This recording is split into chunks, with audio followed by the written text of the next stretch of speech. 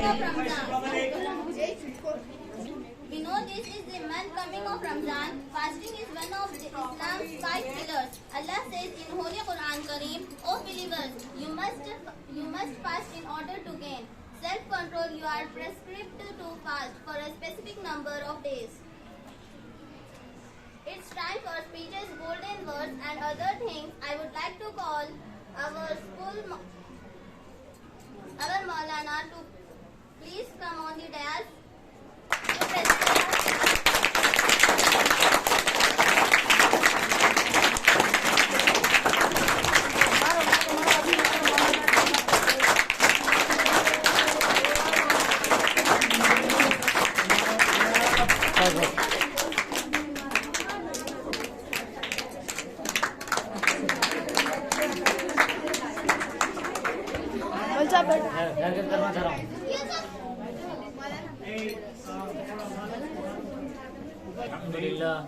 अल्हम्दुलिल्लाह नहमदुहु व नस्तईनुहु व नस्तगफिरुहु व नु'मिनु बिही व नतवक्कलु अलैहि व नऊज़ु बिल्लाहि मिन शुरूरि अनफुसिना व मिन सय्यिआति अअमालिना मन यहदिहिल्लाहु फला मुज़िल्ल लहु व मन युज़लिल्हु फला हादिय लहु व नशहदु अन ला इलाहा इल्लल्लाहु वहदहु ला शरीक लहु व नशहदु अन्न सय्यिदना व मौलाना मुहम्मदन अब्दुहु व रसूलुहु قال الله تبارك وتعالى في القرآن المجيد والفرقان الحميد أعوذ بالله من الشيطان الرجيم بسم الله الرحمن الرحيم يا أيها الذين آمنوا كتب عليكم الصيام كما كتب على الذين من قبلكم لعلكم تتقون وقال النبي صلى الله عليه وسلم الصوم لي وأنا أجزي به الصوم لي وأنا أجزى به أو كما قال عليه الصلاة والسلام وقال النبي صلى الله عليه وسلم الصوم جنة صدق الله العظيم وصدق رسوله النبي الكريم ونحن على ذلك لمن الشاهدين والشاكرين والحمد لله رب العالمين. मुअज़्ज़ज़ सामईन, अज़ीज़ तलबा व तालिबात, कि रमज़ान मुबारक की आमद अनक़रीब होने वाली है। अब ये जो मजलिस रखी गई है, जो जलसा रखा गया, जो इजलास मुनाकिद किया गया है, उसका अनवान ही यही है इस्तक़बाल रमज़ान।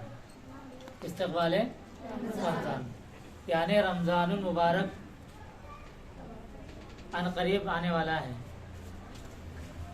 चंद सातों में समझिए आप, चंद घंटों में समझिए।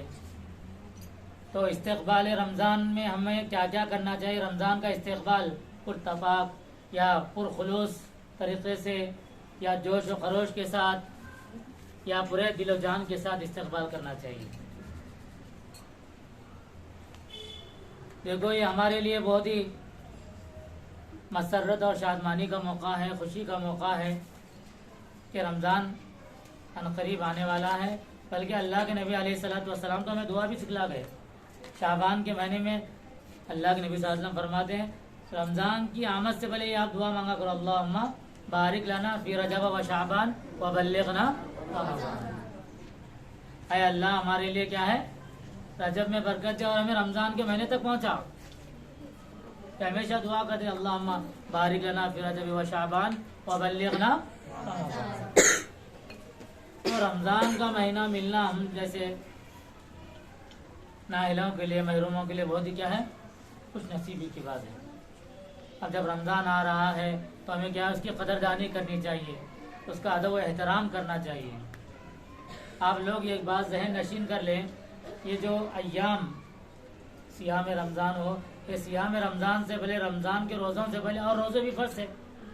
अल्लाह ताला ने खुद आयत में फरमाया, या अय्युहल्लज़ीना आमनू कुतिबा अलैकुमुस सियाम, ऐ ईमान वालो, हमने तुम पर रोज़े फ़र्ज़ किए गए। फ़र्ज़ किए हैं जैसा कि अगली उम्मतों पर, तुमसे पहले कौमों पर, उम्मतों पर फ़र्ज़ किए थे। तो इससे मालूम हुआ, पता चला कि अगली उम्मतों पर भी रोज़े क्या थे? फ़र्ज़ थे। और औक़ात थे उनके और तरीक़े, लेकिन उन पर भी क्या है, रोज़े फ़र्ज़ थे।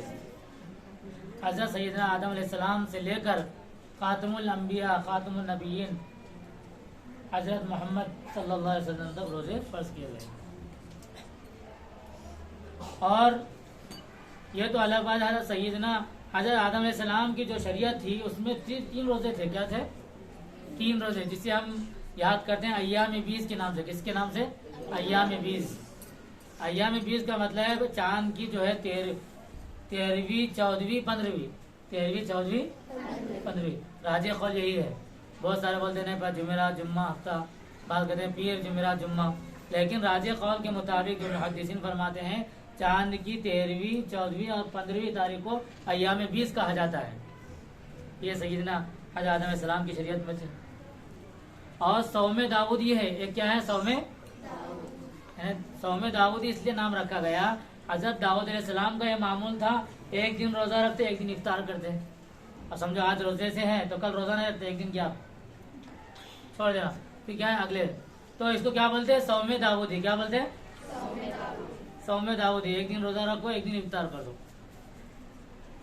और उसके बाद जो है जब मूसा अलैहिस्सलाम को अल्लाह रब्बुल इज्जत ने, रब्ब करीम ने जो है फिरौन से नजात दी, फिरौन से नजात दी, तो अल्लाह रब्बुल इज्जत ने फरमाया बनी इसराइल पर कि तुम पर ये रोजा फर्ज है यौम आशुरा का। कौन सा रोजा?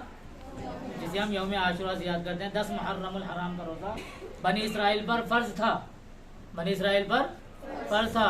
फिर बाद में अल्लाह के नबी अलैहिस्सलातु वस्सलाम जब मदीनतुल मुनव्वरा तशरीफ ले गए, हिजरत के 1.5 साल बाद, कितने साल बाद?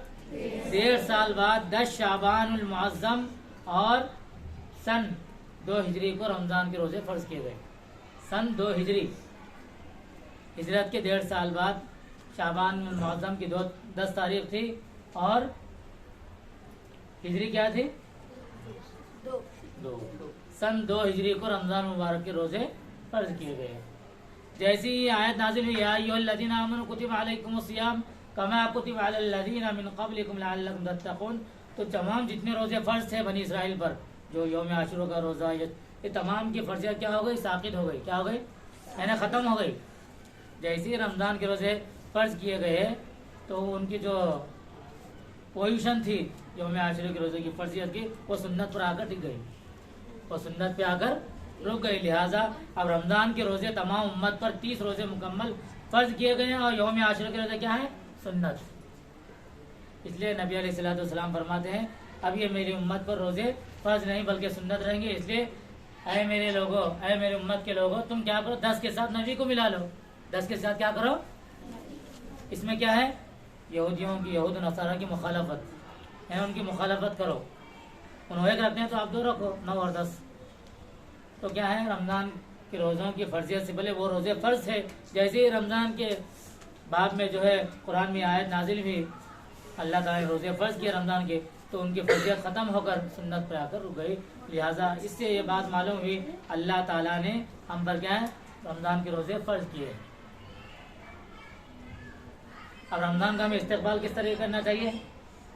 इंसान जो है साल के पूरे 11 महीने लहू लईब में, बकवास में, चगलखोरी में, गीबत में, झूठ में, ताना जनी में, ताना तशनी में लगा रहता है। लेकिन अल्लाह के नबी अलैहिस्सलातु वस्सलाम फरमाते हैं रमज़ान का अदब व एहतराम, रमज़ान की कदरदानी ये है कि जैसे ही रमज़ान का महीना दाखिल हो, अवाइल रमज़ान में हमें उससे पहले जो तैयार रहना चाहिए कि रमज़ान में कुरान की तिलावत के लिए, रमज़ान में ज़कात की अदायगी के लिए, रमज़ान में सदका व खैरात के लिए, रमज़ान में बेवाओं की मदद करने के लिए, यतीमों की मदद करने के लिए, हर किस्म के ताउन के लिए रमज़ान में क्या है? कमर बस्ता होना चाहिए, तैयार रहना चाहिए। तो अल्लाह के नबी ने हमें बतलाया रमज़ान का अदब व एहतराम ये है। रमज़ान आने से पहले पहले ही यही वजह है कि हदीस मुबारक में आता है अल्लाह के नबी अलैहिस्सलातु वस्सलाम शाबान का पूरा महीना, शाबान का पूरा महीना रोजे से रहते थे। तो साहबा ने क्या, या रसूलल्लाह रोजे तो फर्ज नहीं। तो अल्लाह के नबी अलैहिस्सलातु वस्सलाम फरमाते हैं अल्लाह ने मुझे वो ताकत दी जो तुम्हें नहीं दी, इसलिए मैं क्या कोई रोजा रखता हूँ। लिहाजा तुम शाबान की क्या 15वीं शब का रोजा रखो, क्या रखो? 15वीं दिन का रोजा रखो, है ना? सुन्नत है ये भी। तो शाबान का एक रोजा है। क्यों बताया उम्मत को अल्लाह के नबी ने? इसलिए बताया ताकि रमज़ान के आने से पहले रोज़ों की आदत डालेंगे तो रमज़ान में रोज़े रखना आसान हो जाएंगे, एक आदत बन जाती। देखो बहुत 11 महीने से हम खा रहे हैं, पी रहे हैं, 3 महीना वो कर रहे हैं, ये कर रहे हैं। तो अगर इंसान जो है शाबान में नवाफिल का अहतमाम करता है, नफिल रोज़े रखता है, तो रमज़ान के रोज़े रखने में आसानी होती है, मशक्क़त नहीं होती। तो इसलिए अल्लाह के नबी ने फरमाया शाबान की 15वीं क्या है? रोज़ा रखो। चौथे के दिन क्या करो? सहर करो और 15वीं दिन का रोज़ा रखो, इसलिए कि आदत डालने के लिए। अगर कोई इंसान जो है महीने के जो है 3 दिन उसकी आदत है रहने की, 13वीं 14वीं 15वीं, तो कोई बात नहीं, 3 रोज़े हर महीने रह सकता है। तो नवाफिल इसलिए रखे गए ताकि रमज़ान की क्या है, रोज़ों की ताकत रख सके, सकत रख सके, उसकी आदत पड़ जाए। तो कहने का मतलब ये है, हमारे लिए खुश नसीबी है कि अल्लाह रब्बुल इज़्ज़त ने जो तमाम, देखो एक चीज़ होती है हुकूकुल्लाह, एक होती है हुकूकुल इबाद। ये जो तमाम अहकाम जो है, जो इस्लाम के कितने रुकन है पूरे? 5। सबसे पहले ईमान है, कलिमा तौहीद ला इलाहा इल्लल्लाह मुहम्मद। दूसरा क्या है? नमाज। देखो अल्लाह ताला ने हर चीज़ में हिकमत रखी है। क्या है? असरार, रमूज असरार, जिसमें पोशीदा है, खुफिया है, छुपे हुए हमें नहीं मालूम। आज मैं इंशाल्लाह मुख्तसर रोशनी डालता हूँ इस पर। नमाज के अंदर हिकमत ये है, मुहद्दिसीन फरमाते हैं अल्लाह रब्बुल इज़्ज़त ने जो है तमाम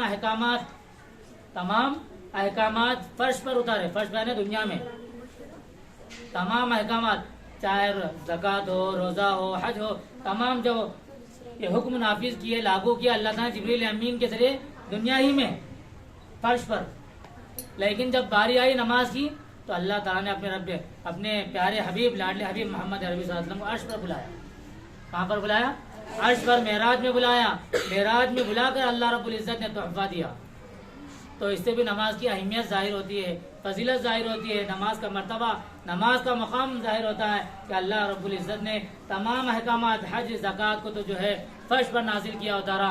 लेकिन जब बारी आई नमाज की तो मोहम्मद अरबी सल्लल्लाहु अलैहि वसल्लम को बुराक के जरिए, सवारी के जरिए जिब्रील अमीन के साथ अर्श इलाही पर बुलाकर नमाज का तोहफा दिया। तो इससे भी क्या है, नमाज की फजीलत जाहिर होती है, रुनुमा होती है। अल्लाह ने 50 नमाजें फर्ज की थी, लेकिन कम करते करते कहाँ आ गए? 5। लेकिन अल्लाह रब्बुल इज़्ज़त की देखो रहमत देखिए, फजल खुदाबंदी देखिए, अलल डंके की चोट में, ऐ मोहम्मद सल्लल्लाहु अलैहि वसल्लम, अगर तुम्हारी उम्मत में से कोई 5 टाइम की नमाज अपने वक्त मुस्तहब के साथ, पाबंदी के साथ, नमाज को 5 वक्त की नमाज को पाबंदी के साथ, जमात मुस्तहबा के साथ पढ़ेगा, मैं उसे 50 नमाजों का सवाब अता करूँगा। 5 पर कितना? 50 तो नहीं है, लेकिन 5 ही 5 ही पढ़ लेगा तो 50 का सवाब दूंगा। मेरे यहाँ कौल बदला, क्या बोल रहे हैं अल्लाह ताला? मेरे यहाँ कौल बदला नहीं, अल्लाह मुबद्दिला लिकलिमातिल्लाह व हुवा समीउल अलीम। हमारा कौल एक ही रहता है। अल्लाह ताला फरमा रहे हैं हम कौल से मुकरते हैं। 50 थी फर्ज, और अगर तुम 5 पढ़ेंगे तो हम 50 का सवाब देंगे। तो कहने का मंशा ये, हर चीज में हिकमत है। अब नमाज की हिकमत मैंने बयान की है, तो हिकमत नहीं है, एक फजीलत है। अर्श पर बुला कर देना, अल्लाह के रूबरू नमाजों का तोहफा देना। और याद रखो, एक नमाज एक ऐसी मकबूल इबादत है कि इंसान जो अपनी पेशानी अल्लाह के सामने रगड़ता है ना, रखता है ना, इससे ज्यादा अब्दियत का इजहार किसी और चीज में नहीं होता। अब्दियत यानी गुलामी का, आजिजी का, इनकिसारी का, अपने आप को मिठाने का, नमाज से मकबूल इबादत कोई नहीं है। इसलिए अल्लाह के नबी सल्लल्लाहु अलैहि वसल्लम क्या फरमा रहे हैं? सुब्हानल्लज़ी असरा बिअब्दिही। मैं अल्लाह से कुछ नहीं चाहता हूँ, मैं बस अल्लाह का मकबूल बंदा बनना चाहता हूँ। मकबूल बंदा, अब्दियत को पसंद किया। तो अब्दियत के अंदर क्या है? गुलामी, जिसे कहते हैं गुलाम बनना। हम कहते हैं नमाज की तारीफ क्या है? एक ख़ास अंदाज में अल्लाह के सामने अपनी बंदगी का इजहार करने को नमाज कहते हैं, है ना। तो ये नमाज की हिकमत क्या है?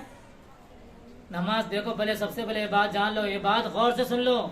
अगर आपके पेरेंट्स पूछे तो आप बोल देना कि मौलवी साहब जो है, मौलवी साहब नहीं, लेकिन हमारे जो असातिज़ा इकराम जब हम पढ़ते थे बुखारी शरीफ, तो हमारे उस्ताद की उम्र में बरकत है, शेख हनीफ साहब लोहारवी, तो उन्होंने बुखारी के दर्स में एक फरमाई थी बात, वो याद आई मुझे कि इंसान जो है 4 चीज़ों के मजमूए का नाम है। कितनी चीज़ों के? जिसे हम कहते हैं अनासिर अरबा, उर्दू में। अब इंग्लिश में क्या कहते हैं मालूम अल्लाह। अनासिर अरबा, एक है आग, मिट्टी, पानी, हवा। आग, मिट्टी, पानी, हवा, इसी का नाम है अनासिर अरबा। ये 4 चीज़ों के मुजस्समे का नाम इंसान है। इंसान के अंदर आग की स्पिरिट भी है, फायर जलाने की। और इंसान क्या है? इंसान खुद मिट्टी से बना हुआ है। आदम अलैहिस्सलाम किससे बने? मिट्टी से बने। और इंसान के अंदर पानी से भी, और इंसान के अंदर हवा है, ऑक्सीजन। ये 4 चीज़ों के मजमूए का नाम क्या है? इंसान है। अब इंसान के जिस्म में आग की सिफत है। देखो, ये गुस्सा आना इंसान को, किसी चीज़ पर गुस्सा आना, फौरन मारने के लिए उठना, हाँ, आग बगला हो जाना, आपे से बाहर हो जाना, काबू से बाहर हो जाना, ये आग की सिफत है ये। तो शैतान भी आग से पैदा हुआ है, नार से, इसलिए उसके अंदर में क्या तकब्बुर था। और हदीस में एक बारीक नुक्ता बयान किया, जिस चीज के अंदर क्या है सिफत नीरान, अरबी में बोलते हैं सिफत नार हो, उसके अंदर तकब्बुर पैदा होता है। क्या होता है?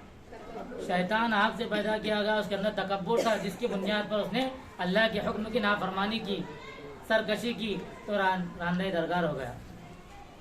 रांधे अल्लाह ताला ने उसको अपने मस्जिद से बारगाह ऐसे से निकाल दिया, रहती दुनिया तक के लिए दुत्कार दिया।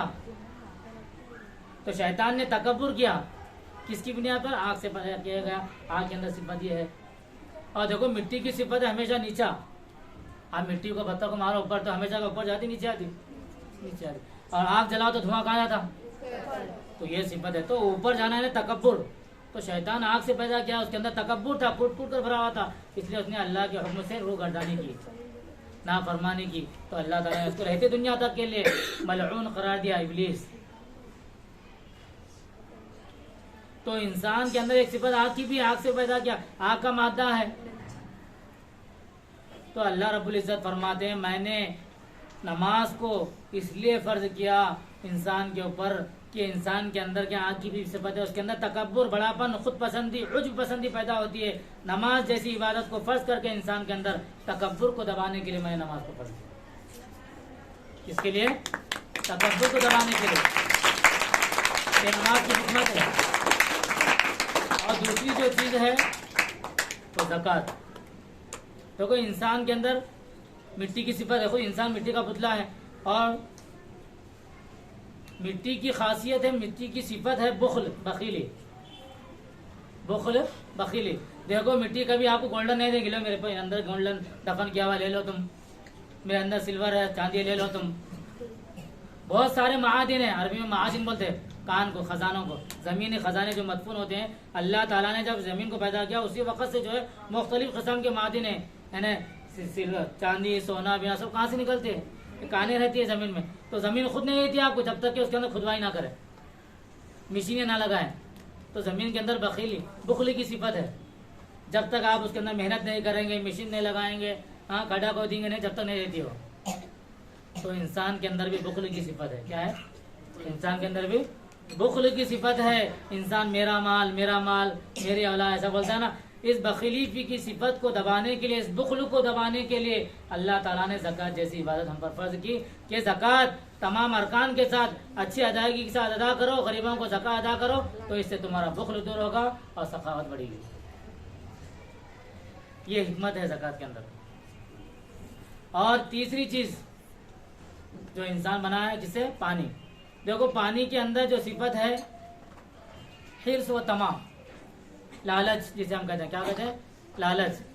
तो पानी के अंदर हिर्स है, तमा है, लालच है। देखो पानी जो है काले को, गोरे को, ये काले का घर है, गोरे का घर है, ये गरीब का घर है। या पानी की सिफत ऐसी है कि जब पानी आता है सैलाब तो अच्छे अच्छे घरों को क्या कहता है? नेस्त नाबूद कर देता है, चाहे अमीर का हो चाहे गरीब का हो। तो पानी के अंदर ये सिफत है हिर्स, लालच। तो अल्लाह ताला ने जो है रोजी की इबादत को, देखो आज जो मकसद है बोलने का मेरा रोजे के बारे में, तो अल्लाह ताला ने जो है रोजे को फर्ज करके, रोजे जैसी इबादत को हम पर मुसलमानों पर फर्ज करके अल्लाह ताला ने जो है हिर्स और लालच को दबाने के लिए, खत्म करने के लिए हम पर रोजे फर्ज किए। यही वजह है जब इफ्तारी का वक्त होता है, आइन जो है 1-2 मिनट होते हैं इफ्तारी के लिए।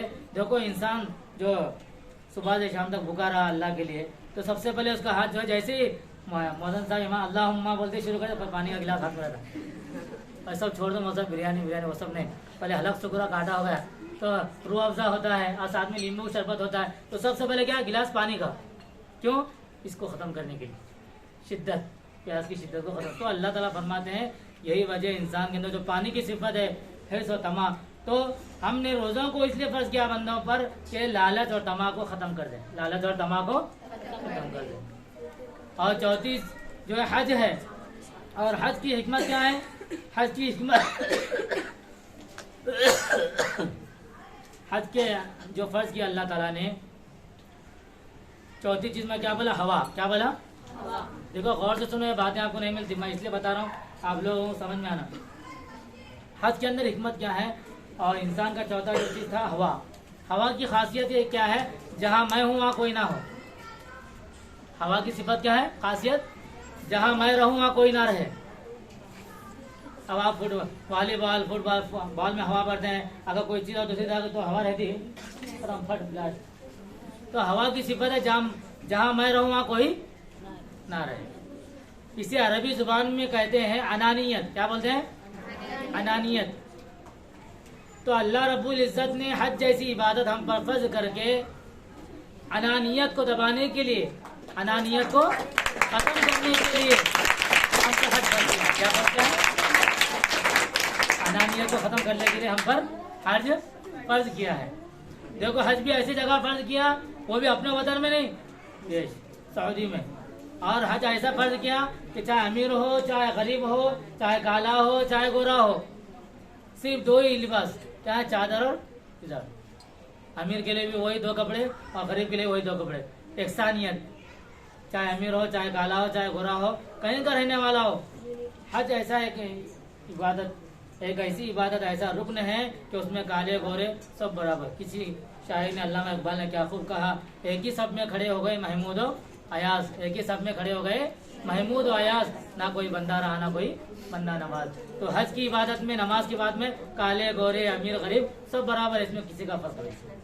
इसलिए अल्लाह ताला ने हज की नमाज के अंदर, हज के अंदर हिकमत ये रखी कि तुम्हारे अंदर जो अनानियत है, मैं बोलने की आदत है, उसको ख़त्म करने के लिए अल्लाह रब्बुल इज़्ज़त ने हज को फर्ज किया।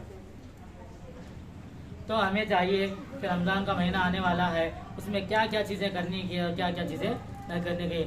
हज़रत सलमान फ़ारसी रज़ी अल्लाह ताला अन्हु जो रावी नबी करीम सल्लल्लाहु अलैहि वसल्लम इरशाद फरमाते हैं, देखो रमज़ान के शाबान के आखिरी तारीख में अल्लाह के नबी ने हमें खुतबा दिया, तुम पर एक महीना आने वाला है, बाबरकत महीना, बरकतों वाला महीना, रहमतों वाला महीना, वो है रमज़ान मुबारक का महीना। वो है रमज़ान मुबारक का महीना। रमज़ान के महीने में खूब से खूब तिलावत क्या करो, क्या करो। देखो रमज़ान के महीने को कुरान कलामी लिहाज से ख़ास मुनासबत है। हज़रत जिब्रील अमीन जो है रमज़ान के महीने में आते थे, उतरते थे और अल्लाह के नबी सल्लल्लाहु अलैहि वसल्लम को पूरा कुरान सुनाते थे, पूरा कुरान। और बाद रिवायत में नबी करीम सल्लल्लाहु अलैहि वसल्लम जिब्रील अमीन को कुरान सुनाते थे दौर। तो इसी लिहाज से कुरान करीम को रमज़ान मुबारक के साथ क्या है, ख़ास मुनासबत है। जो आदम अलैहिस्सलाम पर सहीफ़े नाजिल हुए, ये रमज़ान की तारीख थी। इब्राहीम अलैहिस्सलाम पर जो सहीफ़े नाजिल हुए रमज़ान के महीने में, और सईदना इब्राहीम अलैहिस्सलाम पर जो सहीफ़े नाजिल हुए रमज़ान के महीने में। हज़रत ईसा अलैहिस्सलाम पर जो इंजील नाजिल हुई कब, रमज़ान के महीने में, 6 रमज़ान। हज़रत दाऊद अलैहिस्सलाम पर जो ज़बूर नाजिल रमज़ान के महीने में। तो इसी लिहाज से जो आसमानी किताबों का जो नुज़ुल हुआ, जो किताबें उतरी इसी महीने में, तारीख अगर जो मुख्तलिफ है रमज़ान की, तो इस लिहाज से फिर रमज़ान के महीने को ख़ास फजीलत हासिल है, ख़ास फजीलत हासिल है। और ख़ुसूसी तौर पर कुरान करीम की, अल्लाह के नबी फरमाते हैं कि रमज़ान का महीना सब्र का महीना है, गमखारी का महीना है। हाँ, रमज़ान के महीने में क्या करो, कसरत से अल्लाह का जिक्र किया करो, कलीमा तय्यबा का विर्द किया करो, इस्तिग़फ़ार किया करो, और जन्नत की तलब करो और जहन्नम से पनाह मांगो। ये तमाम चीज़ें सिखलाई अल्लाह के नबी ने। सब्र का महीना है, गमखारी का महीना है। तो हमें रमज़ान आ रहा है, ज़्यादा से ज़्यादा क्या करना चाहिए, इबादत करनी चाहिए, कुरान की तिलावत करनी चाहिए, और ज़कात जो इबादत है, सदका खैरात ज़्यादा से ज़्यादा बढ़ चढ़ कर। देखो हम शादी होती है, कोई प्रोग्राम होता है, महीनों ने 6 महीने पहले तैयारी करते, किसी की शादी हो रही है घर में, किसी मालदार घर में, तो क्या करते हैं तैयारी के लिए, 1 महीना नहीं 2 महीने 3-4 महीने पहले कपड़े लत्ते वो ये सब क्या है लाते बढ़ते हैं, वहाँ जाना है, ये करना वो करना। तो जब रमज़ान मुबारक का इतना महीना, जो मुबारक महीना है, अल्लाह ने खुद कहा है रोज़ा मेरे लिए, रोज़ा क्या है, अस्सौमुली, मैंने हदीस आपके सामने तिलावत की, अस्सौमुली, रोज़ा मेरे लिए है और मैं ही उसका बदला दूंगा, मैं ही उसका। अब इसमें इतनी बड़ी जो है तफसीर मुफस्सिरीन मुहद्दिसीन फरमाते हैं, अल्लाह ताला ने क्यों फरमाया रोज़ा मेरे लिए है और मैं ही उसका बदला दूंगा। देखो इसमें हिकमत ये है, फलसफा ये है, तमाम जो इबादतें हैं, तमाम जो इबादतें हैं, नमाज, हज, ज़कात वगैरह, ये तो जाहिर है इंसान जो है देता है, मालूम पड़ता है भाई ये मालदार है, ज़कात देगा वो करेगा। इसका जो रोज़े के अलावा जितनी इबादत है उसका सवाब तो क्या है, 10 से लेके 700 गुना तक मिलने वाला है फरिश्तों को, ये तो मालूम है आपको। मन जा बिल हसनति फलहु अशरु अमसालिहा, 10 से 700 गुना तक। और फरिश्तों को मालूम है कि अल्लाह ताला 10 से लेकर 700 गुना तक बंदों को एक नेकी का सवाब देते हैं। लेकिन रोज़ा एक ऐसी इबादत है उसके सवाब के बारे में सिवाय अल्लाह और बंदे के दरमियान अल्लाह के सिवा किसी को मालूम नहीं। इसलिए अल्लाह ताला फरमा रहे हैं रोज़ा मेरे लिए और मैं इसका बदला दूंगा। मैं इसका, ये ना फरिश्तों को मालूम है, ना किरामन कातिबिन को मालूम है, ना जिब्रील अमीन को मालूम है, किसका इसमें वास्ता नहीं है। बिल वास्ता मैं खुद इसका बदला दूंगा। बिल वास्ता मैं खुद इसका बदला दूंगा। अल्लाह ताला फरमा रहे हैं देखो इंसान जब रोजा रहता है तो अल्लाह के लिए, खालिस अल्लाह के लिए। दूसरी बात में क्या, कोई इंसान कर लिया, दिया नहीं दिया, दिखलावे के लिए दिया ताकि नाम रोशन होने के लिए, नमू शोहरत के लिए चलता है। लेकिन रमजान का रोजा ऐसा है कि हम वक्त अल्लाह से डरते रहता है, अगर मैं इफ्तार करूंगा तो अल्लाह देखने वाला है। तो एक ऐसी इबादत है जिसे अल्लाह के सिवा कोई नहीं जानता कि इसका रोजा है या नहीं। तो इसलिए अल्लाह ताला ने कहा वह आना जज़ाबी, मैं इसका बदला अता करूंगा। कितनी बड़ी फजीलत है ना, जिसका बदला अल्लाह ताला दे रहे हो और अल्लाह कह रहे हो कि क्या है, रोजा मेरे लिए है, रोजा मेरे लिए और मैं इसका बदला दूंगा। इसलिए ज्यादा से ज्यादा इसकी फिक्र करें। और रमजानुल मुबारक के महीने में 4 चीजें करने की है। क्या करने की है? 4 चीजें।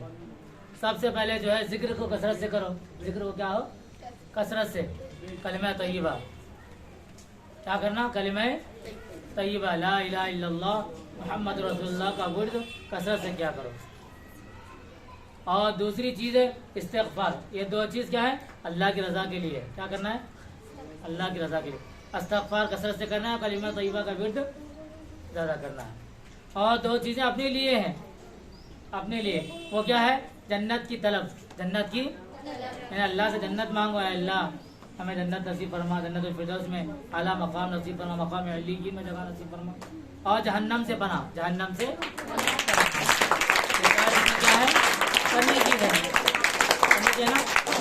और मशाइख सूफिया इकराम फरमाते हैं इस महीने में ज्यादा से ज्यादा, मैं बता रहा हूँ ज्यादा मुख्तसर, ज्यादा लंबे नहीं, मुख्तसर। रमजान के रोजे के आधा पता है 6 उम्र, और जितने याद है बोल देना 6 उम्र में। सबसे पहले क्या है इसमें? सबसे पहले बेमहल निगाह पढ़ने से अपने आप को रोको। बेमहल नजर, बद नजरी से बचो। बेमहल निगाह यानी बद नजरी, ये नजरों की हिफाजत करो। अल्लाह के नबी फरमाते हैं ये निगाह जो है, नजर जो है, शैतान के तीरों में से एक तीर है। अगर किसी गलत जगह पड़ गई तो इंसान गुनाह पर आमादा हो जाता। क्या हो जाता? गुनाह का दाया पैदा हो जाता। तो अल्लाह के नबी उससे पहले फरमाते हैं निगाह की हिफाजत कर लो, बेमहल नजर ना पड़े रमजान के महीने में खुसूसन। तो इंशाअल्लाह उसके अंदर क्या है? तकवा पैदा होगा। फिर दूसरी चीज क्या है? जुबान की हिफाजत। हम क्या करते हैं अक्सर रमजान के महीने में, रमजान का वक्त काटने के लिए टाइम पास बोलते हैं ना, आजकल टाइम पास बन गया। क्या बताओ, 4 औरतें जमा हो जाती, उन्हें ऐसा करी, इन्हें ऐसा करे, उसकी गीबत, उसकी चुगलखोरी, ये गलत। अल्लाह के नबी फरमाते हैं झूठ, गीबत, चुगलखोरी से रमजान के महीने में खास कर बचो। और महीने में तो बचना है। झूठ बोलना क्या गुनाह है? गीबत करना गुनाह है, चुगलखोरी करना गुनाह है। आप पढ़े ना, ला यदखुलुल जन्नता नम्मामुन, ला यदखुलुल जन्नता क़त्तातुन, अल गीबतु अशद्दु मिनल क़त्ल, अल किज़्बु यनक़ुसुर रिज़्क़ा। ये तमाम चीजें आप पढ़े। झूठ इसको घटाता है, गीबत कत्ल से बढ़कर है। गीबत करना ऐसा है गोया कि आपने अपने मुर्दार भाई का गोश्त खाया हो। तो एक मरतबा नबी करीम सल्लल्लाहु अलैहि वसल्लम के पास एक सहाबी आया, कहा अल्लाह के नबी या रसूलल्लाह, 2 औरतों की जहाँ जाने को है, जहाँ कनी का वक्त है, जहाँ जाने का वक्त आलम सकरात में और रोजे से है, पानी के लिए तरस रही है। तो अल्लाह के नबी ने एक प्याला भेजा। सुनो गौर से, एक प्याला भेजा। क्या भेजा? और उस सहाबी को कहा, सुनो जी पहले, उस सहाबी से कहा कि तुम प्याला लेके जाके उन औरतों से कहो कि इसमें क़य कर दे। क्या कर दे? क़य कर दे, उल्टी कर दे। तो जैसे ही उन औरतों ने उस प्याले में क़य की तो उसमें जो गोश्त वगैरह जो निकल गया। तो अल्लाह के नबी ने सामने आकर कहा देखो ये औरतें फलां फलां की ग़ीबत, पीठ पीछे बुराई कर रही थी, जिसकी बुनियाद पर यह गोश्त इनसे पेट से निकला। तो इससे भी मालूम हुआ कि ग़ीबत करने से क्या है, जो कुरान के अंदर आयत है कि तुम इस बात अयुहिब्बु अहदुकुम अन याकुला लहमा अखीही मैतन फकरिहतमुह, क्या तुम इस बात को गवारा करते हो, पसंद करते हो कि तुम अपने मरे भाई का गोश्त खाएं? कोई गवारा नहीं करता। तो ये कुरान की आयत है। तो ये इस आयत के मुताबिक इन औरतों ने ग़ीबत की, गोया के अपने मुर्दार भाई का गोश्त खाया, वही गोश्त निकला। और एक रिवायत में है कि अल्लाह के नबी सल्लल्लाहु अलैहि वसल्लम दो आदमियों के पास से गुजरे, देखा कि उन दोनों के दांतों के अंदर गोश्त के जर्रात हैं, रेशे। तो अल्लाह के नबी ने फरमाया देखो ये दो लोग जो है आपस में गिबत कर रहे थे, जिसकी बुनियाद पर इनके क्या रेशे जर्रात इनके दांत में अटके हुए हैं, गोश्त के जर्रात इसमें अटके हैं, गोया कि इन्होंने अपने मुर्दार भाई का गोश्त खाया, गिबत की। और एक रिवायत में आता है अल्लाह के नबी सल्लल्लाहु अलैहि वसल्लम एक कब्रिस्तान के पास से गुजर रहे थे, देखा कि दो कब्रों में दो इंसानों को अलग अलग तरीके से अजाब हो रहा है, कब्र का अजाब। तो अल्लाह के नबी ने कहा एक को खबर का अजाब इसलिए हो रहा है कि गिबत करता था अपने दूसरे भाई की, और दूसरे को खबर का अजाब इसलिए हो रहा है कि पेशाब की छींटों से नहीं बचता था, एहतियात नहीं करता था। तो इससे भी मालूम हुआ कि गिबत खाली औकात में तो क्या है, ममनू है, गुनाह है। खास करके रोजे के अय्याम में, रोजे के दिनों में, रोजे की हालत में गिबत से बचना चाहिए, जुबान की फर्ज। क्योंकि अल्लाह के नबी का इरशाद अस्सौमु जुन्नतुन, रोजा ढाल है मोमिन के लिए। रोजा जिस तरह एक इंसान जो है अपने जंगे मैदान कारजार में दुश्मन से बचने के लिए क्या ढाल का इस्तेमाल करता है, तीरों को रोकने के लिए, हमले को रोकने के लिए, इसी तरह रोजा हमारे लिए क्या है, शैतान के तीरों से बचने के लिए ढाल है, शैतान के वसाविस से बचने के लिए, शैतान के मकरो फरेब से बचने के लिए रोजा ढाल है। अगर तुम गिबत चुगलखोरी करते हो, ये ढाल क्या हो जाती है, फट जाती है, टूट जाती है। तो इसलिए खुसूसी तौर पर गिबत चुगलखोरी से हम इज्तिनाब करें, कुल्ली तौर पर गिबत किसी की ना करें, चुगलखोरी किसी की ना करें। बाद उलमा के नजदीक तो गिबत करने पर रोजा टूटना भी साबित है। क्या है, इमाम अहमद बिन हम्बल के नजदीक जो है, जो रोजे की हालत में गिबत करता है उसका रोजा टूट जाता है। हालांकि हनाफ के नजदीक नहीं है, लेकिन मकरू जरूर है। रोजे की हालत में जो गिबत करेगा, चुगलखोरी करेगा, उसका रोजा मकरू हो जाता है। मकरू का मतलब रोजे की जो अनवारात हैं, जो बरक़ात हैं, वो उससे महरूम हो जाता है। तो इसलिए गिबत से, चुगलखोरी से बचे। और तीसरी चीज क्या है, अपने आज़ा व जवारे, हाथ को बुरी जगह पकड़ने से, हाँ पाँव को बुरी जगह चलने से, है ना, तमाम आज़ा व जवारे को क्या बुराइयों से बचाए, बुराइयों से बचाए। और इसमें यह भी अदब लिखा है, खूब से खूब जिक्र करें। क्या करें, जिक्र। और अल्लाह से क्या है, दुआ करें, अल्लाह मेरे गुनाहों को माफ़ फरमा, मेरे खताओं को माफ़। अल्लाह से क्या, कुर्ब का जरिया, कुर्ब खुदाबंदी को मांगे। कुर्ब खुदाबंदी कब हासिल होती है, इंसान की नमाज के जरिए, नवाफिल के जरिए, कुरान के जरिए, जिक्र के जरिए। ये तमाम चीज़ें क्या है, करने की है। ये क्या है, आपके लिए इस्तिग़फ़ार रमज़ान। अभी से तैयारी करो, अभी से इरादा करो, ठान लो, आज़्म मुसम्मम कर लो कि हम रोजे की हालत में ग़ीबत नहीं करेंगे, चुगलखोरी नहीं करेंगे, झूठ नहीं बोलेंगे। और रमज़ान के महीने में क्या करें, ज़्यादा से ज़्यादा इबादत, ख़ुसूसी तौर पर कुरान की तिलावत और इस्तिग़फ़ार। क्या है, इस्तिग़फ़ार कसरत से करेंगे, कलिमा तय्यबा कसरत से करेंगे। समझ गए? हाँ, गलत फहमी। तो हमारे सर भी बहुत दिनों से बोल रहे थे, जो गलत फहमियाँ आजकल होती है ना रमज़ान के महीने में, रोजे में, अरे मौलवी साहब मैं रोज़ा रखी थी, आँख में सुरमा लगा ली, रोज़ा रहता नहीं रहता। अरे सुनो, लोगों के इश्कालात होते हैं। मेरे को कई जने पूछते हैं, मौलवी साहब रोजे की हालत में सुरमा लगा सकते हैं? तो रोजे की हालत में सुरमा लगाना कोई भी जो है ये नहीं, हराम नहीं है, कुछ भी नहीं है, सुरमा लगा सकते हैं आप। इससे रोज़ा भी नहीं टूटता, इससे रोज़ा भी नहीं टूटता। और रहा सवाल खुशबू सूंघने का, खुशबू लगाने का, तो कोई रोज़ेदार है, खुशबू लगा रहा है या फूल की खुशबू सूंघ रहा है, तो इससे भी क्या है, रोज़ा नहीं टूटता। समझ गए? और कोई इंसान जो है अगर कान में पानी चलेगा या पानी डाल लिया पानी, तो इससे भी रोज़ा नहीं टूटता, बशर्ते कि कान में कोई दवाई टपकाई हो, दवा डाली हो, समझे, और दवा का असर नाक के जरिए कहाँ पहुँचाओ, हलक में उसका लज्जत आ रही हो, उसमें तो कान में दवा टपकाने से रोज़ा टूट जाता है। ये तो बात सही है। कान में रोज़ा, अगर दवा डाली आपने, तेल डाल लिया, तो इससे क्या रोज़ा तो, लेकिन पानी अगर चलेगा कान में तो इससे रोज़ा नहीं टूटता। मैं आपको बारीक बारीक चीज़ें बता रहा हूँ, जो टूटने की, जो नहीं टूटने की। और इसी तरह की हम क्या समझते हैं कि मिसवाक करने से रोज़ा टूटता है। लेकिन आगे वाले मौलवी साहब, जब तो हम बोल रहे हैं कि भाई टूथपेस्ट करने से, मंजन करने से, पेस्ट करने से रोज़ा नहीं टूटता बोल रहे, जब तो मिसवाक करते ना, हम मिसवाक से रोज़ा टूटना चाहिए। तो हम फरमाते हैं अल्लाह के नबी सल्लल्लाहु अलैहि वसल्लम की सुन्नत है। अल्लाह के नबी ने फरमाया कि रोजे की हालत में भी मिसवाक कर सकते हैं, रोजे की हालत में भी मिसवाक। अगर मिसवाक की काड़ी जर्रात है ना, रेशमी मिसवाक के जर्रात भी अगर पेट में चलेगा तो रोजा नहीं टूटता। तो खाने याद रखा है। बरखिलाफ अगर कोई इंसान पेस्ट के जरिए, टूथपेस्ट है ना, ब्रश कर रहे हैं और मंजन से करें, तो इससे रोजा टूट जाता है हलक में जाने से। क्यों? उसकी वजह ये है कि इसमें एक चीज़ की जायका होता है, हलावत होती है, वो महसूस होती है हलक में, जिसकी बुनियाद पर रोज़ा क्या हो जाता है, टूट जाता है। रोज़ा इसी को कहते हैं। रोज़ा किसका नाम है? रोज़ा नाम है खाने पीने से और जिमा से, मुबाशरत से रुकने का नाम रोज़ा है। सुबह तुलुए आफ्ताब से लेकर गुरूब आफ्ताब तक, इन 3 चीजों से रुकने का नाम क्या है? रोजा है। और जो चीज हलक के अंदर लज्जत महसूस करे और जायका महसूस हो हलक के अंदर, तो उससे रोजा टूट जाता है। अब जाहिर सी बात है, आप पेट कोलगेट आप देखो, उसकी लज्जत आती नहीं आती हलक में, आती नहीं आती, तो इससे रोजा टूट जाता है। तो इससे अलग है, मिसवाक अलग चीज है, टूथपेस्ट पाउडर वगैरह ये अलग चीज है, समझ गया ना। तो मिसवाक करने से रोजा नहीं टूटता। और मिसवाक से जो बदबू जाहिर होती है वो दांतों की, ना कि मैदे की, समझ गया ना। हाँ, ये बात भी याद रखो। तो इससे रोजा बहुत नहीं होता। और दूसरी चीज क्या है? काय करने से, ये बहुत अहम मसला है, सुन लो जरा। मुंह भर के काय करे तो रोजा टूटता नहीं टूटता। बात लोग क्या समझते, थोड़ी भी काय आ गई तो रोजा टूट गया, मौलवी साहब मैं खाना खा ले रहा। नहीं, मुंह भर के काय करने से रोजा टूट जाता है। मुंह भर के काय करने, मुंह भर के काय होता, पूरा मुंह भर के आ गया तो रोजा टूट गया। अगर थोड़ी बहुत मतली हुई, थोड़ा बहुत खाना निकला और काय हो गए तो रोजा नहीं टूटता। इल्ला ये कि आप कसदन आमदन उसको लौटा लिए अंदर, तो रोजा टूट जाता। अरे बात को मेरे समझ रहे, मुंह भर के काय करे तो रोजा टूट जाता, ये तो आम है मसला। मुंह भर के काय कर लिया आप, रोजा टूट गया, इसकी कजा करना है आपको। लेकिन आपको मुंह भर के काय नहीं, थोड़ी सी काय नॉर्मल, तो इससे रोजा नहीं टूटता। और इसके बरखिलाफ अगर आपको मतली थोड़ी सी काय आई मुंह के अंदर, थोड़ी सी, फिर आप उसको जानबूझकर अपने पेट के अंदर लौटा लिए, तो इससे रोजा टूट जाता, चाहे थोड़ी हो बहुत हो, समझ गए, ये फर्क है। और इसके अलावा जो है, रोजे की हालत में कटिंग कराने से रोजा टूटता है, नहीं टूटता। सर मुंडवाने से रोजा इससे नहीं टूटता। आप रोजे से हैं और रोजे की हालत में चले गए आप है शाम को और कटिंग बाल बनवा ले, तो इससे रोजा नहीं टूटता। और रोजे की हालत में नाखून तराशने से, रोजे की हालत में नाखून तराशने से भी रोजा नहीं टूटता। खुशबू लगाने से भी रोजा नहीं टूटता, समझ गए।